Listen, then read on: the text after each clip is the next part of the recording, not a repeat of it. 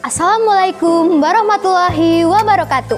Shalom, Om Swastiastu, Namo Buddhaya, salam kebajikan, salam sejahtera bagi kita semua. Siamo, True Trivateli.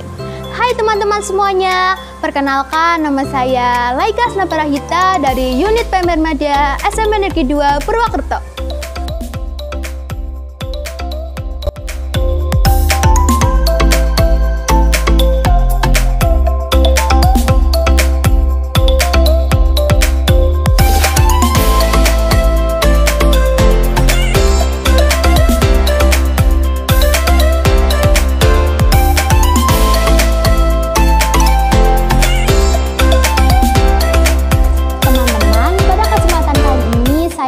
Menceritakan tentang pentingnya donor darah. Kita tahu bahwa di dalam tubuh manusia terdapat darah yang berfungsi antara lain yang pertama mengangkut oksigen dari paru-paru ke sel-sel tubuh. Kemudian mengangkut karbon dioksida dari sel-sel tubuh menuju paru-paru untuk selanjutnya dikeluarkan. Yang ketiga menggantikan sel-sel yang rusak.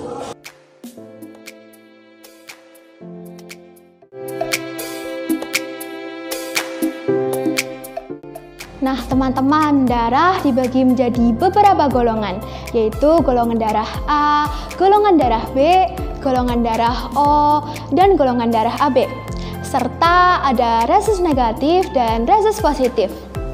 Darah menjadi bagian penting bagi tubuh manusia. Apabila darah kita tidak sehat, akan mempengaruhi kesehatan tubuh kita.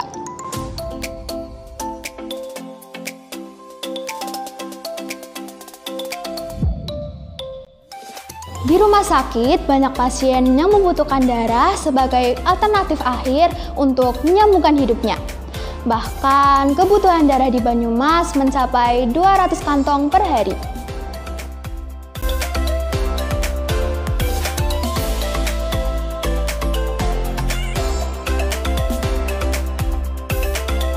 Orang-orang yang membutuhkan darah antara lain kecelakaan, persalinan, operasi, gagal ginjal, demam berdarah, dan penyakit lainnya yang membutuhkan darah.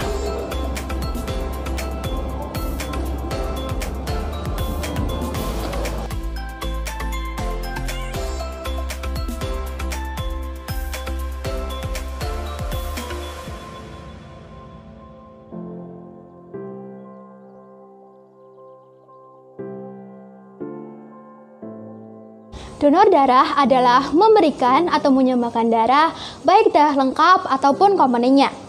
Proses donor darah ada dua macam, yaitu donor darah biasa dan donor darah aferesis. Donor darah aferesis yaitu donor darah yang hanya komponennya saja. Transfusi darah adalah proses pengambilan darah dari seseorang yang sehat dan memenuhi persyaratan. Sedangkan darah lengkap adalah darah yang mengandung seluruh komponen darah. Komponen darah terdiri dari plasma darah, sel darah merah, sel darah putih, dan keping-keping darah.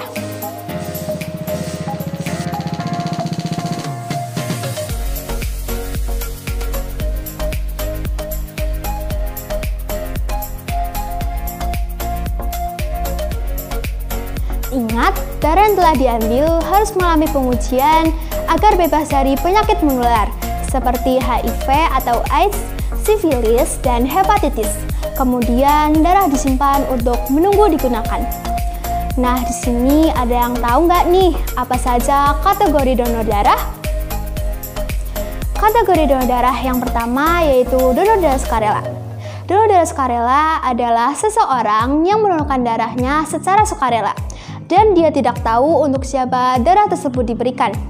Sedangkan donor darah pengganti adalah seseorang yang diminta untuk mendonorkan darahnya dan dia tahu untuk siapa darah tersebut diberikan.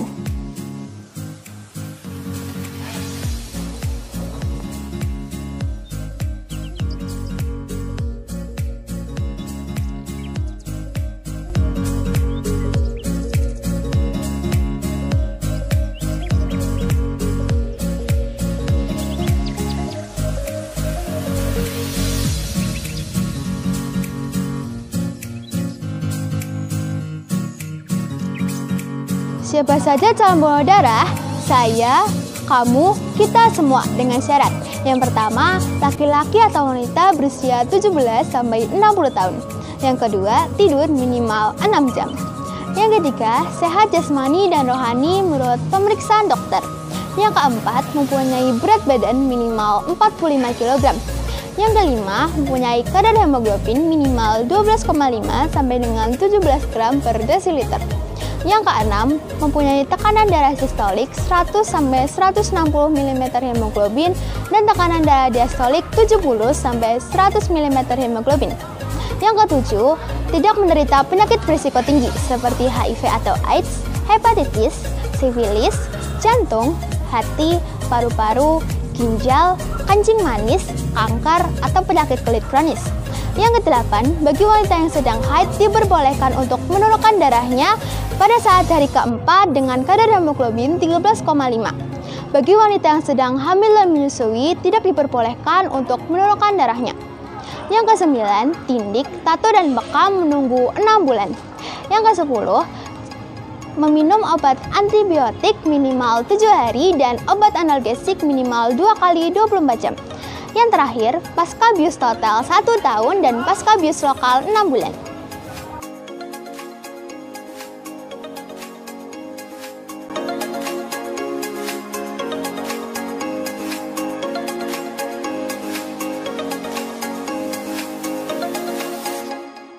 Nah, di sini ada yang tahu nggak nih manfaat donor darah?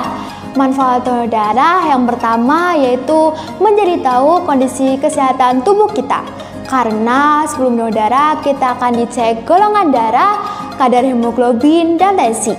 Setelah donor darah kita akan dicek penyakit hepatitis B, hepatitis C, sifilis, HIV, dan antibodi.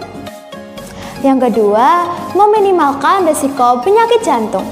Yang ketiga, membuat tubuh semakin sehat karena dengan mendonorkan darah, tubuh kita akan memproduksi sel-sel darah yang baru. Yang keempat, beramal dan menyelamatkan jiwa. Yang kelima, perasaan puas secara psikologis karena dapat membantu orang lain. Yang keenam, mendapatkan piagam penghargaan donor darah 10 kali, 25 kali, 50 kali, 75 kali, dan 100 kali.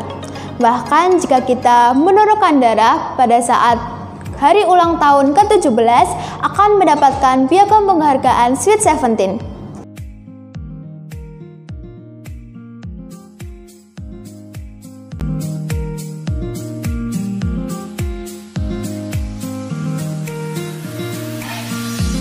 Bagaimana cara menjadi pendonor darah?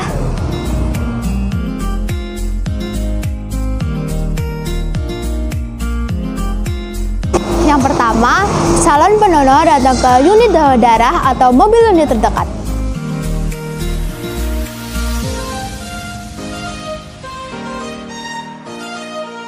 Yang kedua, calon pendonor mengisi formulir donor darah yang berisi tentang identitas dan riwayat kesehatan.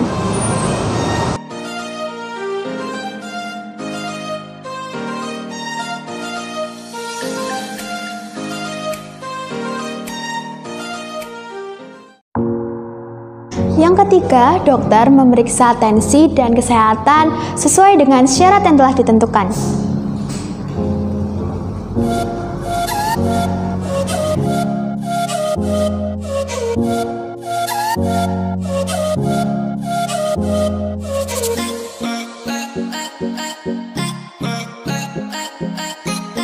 Yang keempat, cek golongan darah dan hemoglobin.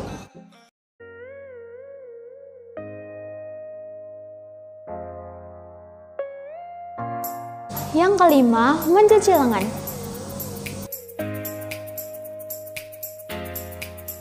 Yang keenam, pengambilan darah.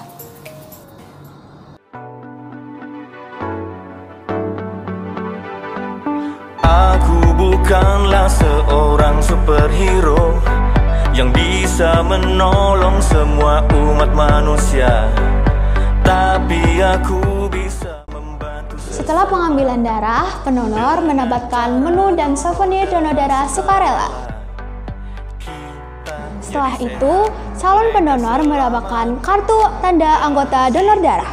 Kartu ini sebagai bukti bahwa pemilik telah mendonorkan darahnya. Sebagai Pemermada, ayo berkreasi membuat souvenir dan kirimkan ke PMI untuk selanjutnya diberikan kepada orang-orang yang sedang mendonorkan darahnya.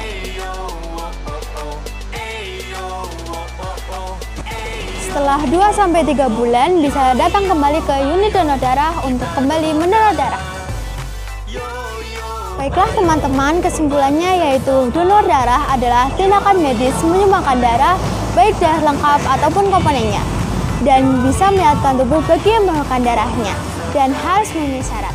Tetes darah Anda sangatlah berguna bagi Ayo teman-teman, siapkan diri kalian untuk menjadi donor darah sukarela. Jangan lupa ajak keluarga, guru, dan orang sekitar untuk menjadi donor darah sukarela. Yuk kita donor darah jika sudah berumur 17 tahun. Sebagai Pemermada, ayo kita berkreasi membuat souvenir dan kirimkan ke PMI untuk diberikan kepada orang-orang yang sedang mendonorkan darahnya. Tetes darah kita berarti buat mereka. Terima kasih. Wassalamualaikum warahmatullahi wabarakatuh.